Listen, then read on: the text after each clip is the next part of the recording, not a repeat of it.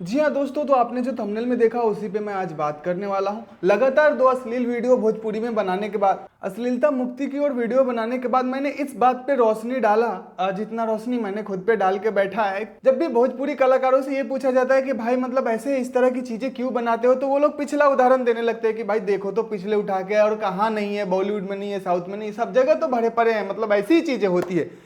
मतलब जिम्मेवार खुद है लेकिन जवाब नहीं देना है, जवाब से बचने के लिए दूसरे को चिपका देना है। ये वही होगा कि आपके बगीचे से लगातार फूल तोड़ा जा रहा है, आपने अगर टोका तो बोलते हैं कि उसको पहले वाले से पूछो, वो भी तो तोड़ा था।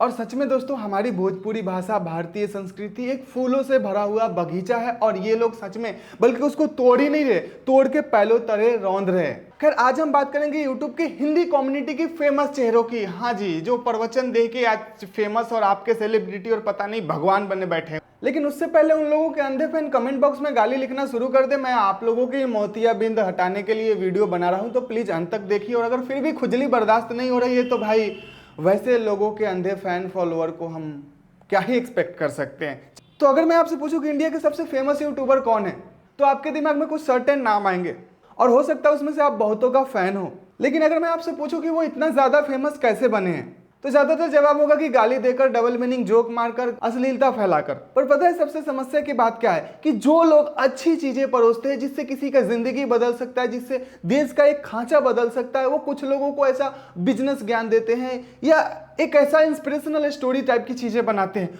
उनको सर्वाइवल तक की मुश्किल हो जाती है, उनको डोनेशन तक के हाथ फैलाने पड़ जाते हैं, या फिर वो हताश होकर क्विट कर देते हैं। लेकिन समस्या यह है कि ऐसे ऐसे घटिया लोग भगवान बने बैठे हैं और लोग उसको इंस्पिरेशन मानते हैं। और आज के युवा पीढ़ी का तो छोड़ ही दो आप। नहीं, आप सच में पूछने जाइएगा कि आपका फेवरेट कौन है, तो ऐसे ही कुछ गाली गलौज वाले का नाम आएगा और बोलेगा क्यों फेवरेट है, क्यों इसके फैन है, क्यों इसके पीछे पागल हो।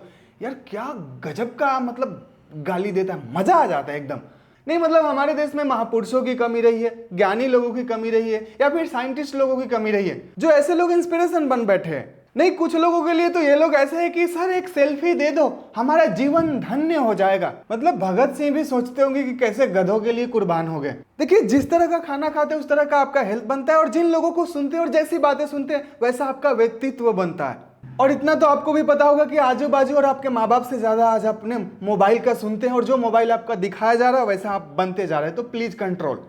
देखिए, आप जैसा होते हो वैसी आपकी फैमिली बनती है, और जैसे आपकी फैमिली वैसा आपका गांव बनता है, जैसा आपका गांव बनता है वैसा देश, राज्य, मतलब पूरे राष्ट्र पे फर्क पड़ता है इस तरीके से ही। और अगर आप ऐसी चीजें कंज्यूम करते करते मुंह फटेल बन जाते हैं, तो आपका बाल बच्चा आपको खुद ही गरियाएगा। जैसा आपका सेलिब्रिटी लोग बनाता है ना, वैसा आपके घर में देखने को मिलेगा। टेंशन मत लीजिए। देखिए, अक्सर आपने ये लेक्चर तो जरूर सुना होगा कि इंडिया बहुत पीछे है, यहाँ पे डेवलपमेंट नहीं है, कुछ आविष्कार नहीं होती है।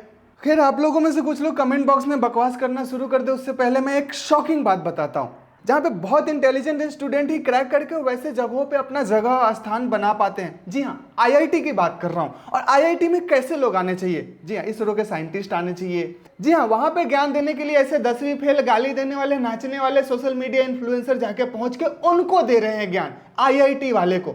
नहीं, सच में उन लोगों को कितना घटिया फील होता होगा। भाई हम गधे हैं, मतलब ऐसे इतने मेहनत करके और इस लेवल के एग्जाम क्रैक करके यहाँ पे पढ़ रहे हैं इतने खर्चे करके। तो जब आईआईटी जैसे संस्थानों में इस लेवल की इंस्पिरेशन डाली जा रही है, तो भाई क्या ही बन के निकलेगा उसमें से। ऑब्वियसली जो बहुत ज्यादा मेहनत कर रहा होगा, जो सोचता होगा कि यार देश के प्रति ये करेंगे वो करेंगे, उससे साला ये गधे लोग को देश में ज्यादा इज्जत है, हमारा तो वैल्यू ही नहीं है, हमारा पता ही नहीं चलेगा। मैं क्लिप्स नहीं डाल रहा हूँ, बट आप फेमस यूट्यूबर के नाम सर्च करके उसके आगे आईआईटी लगाइए और उनका एक प्रोग्राम आपको मिल जाएगा, जहाँ पे बैठ के वो अपने फेमस गालियों का मंत्रोच्चारण करते रहेंगे, या फिर कोई रैप गाता रहेगा डबल मीनिंग, और लोग झूमते रहेंगे।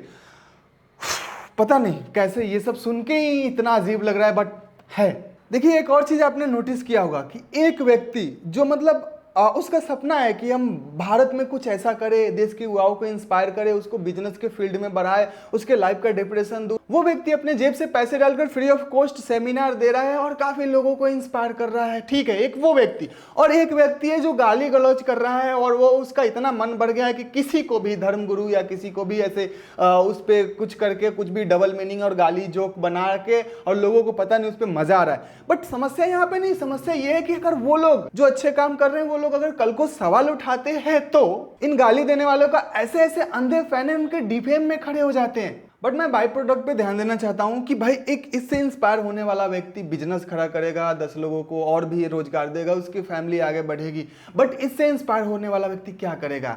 किसी को 4 गाली देगा, 4 सुनेगा, कितना क्लास गिर जाएगा। देखिए ये कितना सीरियस इशू है कि एक सही चीज पर गलत चीज भारी पड़ने लगा है और ये चीजें इंडिया में, भारत में नॉर्मल है।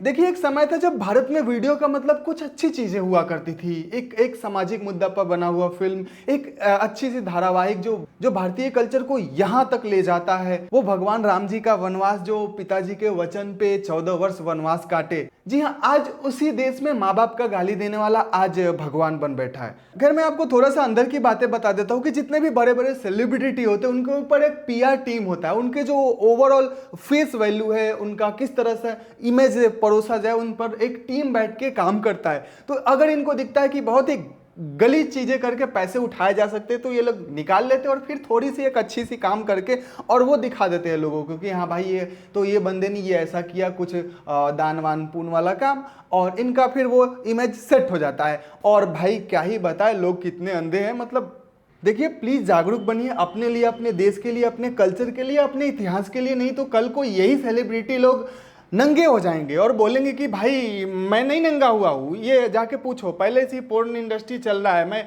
वो उनसे जाके पूछो। उनसे क्यों नहीं पूछते हो, मुझसे ही क्यों पूछ रहे हो? और फिर यही पोर्न स्टार लोग आईआईटी में जाकर ज्ञान देंगे और आईआईटी के बच्चे लोग सुनेंगे, तालियां बजाएंगे। पक्का देख लीजिएगा। खैर आपके फेवरेट यूट्यूबर तो ये सब ला भी चुके हैं, इंडिया में नॉर्मलाइज करने की भरपूर कोशिश तो कर ही रहे हैं। खैर हमारा मुद्दा भोजपुरी का है, तो भोजपुरी का केस में और भी हालत ख़राब है, क्योंकि हिंदी के केस में चलो कुछ घटिया लोग बैठे हैं तो बहुत अच्छे अच्छे काम भी हो रहे हैं। आपको एजुकेशन मिल रही है, नॉलेज, बिजनेस नॉलेज, लाइफ ज्ञान, काफ़ी चीज़ें, और एंटरटेनमेंट भी, काफ़ी इंस्पिरेशनल स्टोरियाँ भी, काफ़ी चीज़ें हिंदी में बनती है, आती रहती है। और ऑब्वियसली उन लोगों को थोड़ा कम सपोर्ट मिलता है, बट होता रहता है। लेकिन अगर भोजपुरी की तरफ नज़र मारे तो भाई साहब, एक तो गाने घटिए, घिसी पिटी स्टोरी जिसमें जितना ओपननेस दिखा के पैसे लेने की कोशिश करते हैं ये लोग करते हैं। उसके बाद भोजपुरी मीडिया बस एंटरटेनमेंट के लिए, ना ही आपको न्यूज़ मिलता है, ना ही एजुकेशन मिलता है, और ना ही एक सीरियस चीज़ें होती है, क्योंकि भाई ऑलरेडी पहले से ही मजाक बन चुका है और इमेज जो है यहाँ से खिसका कर यहाँ तक ले जाया जा चुका है फिल्म इंडस्ट्री के लोगों के द्वारा।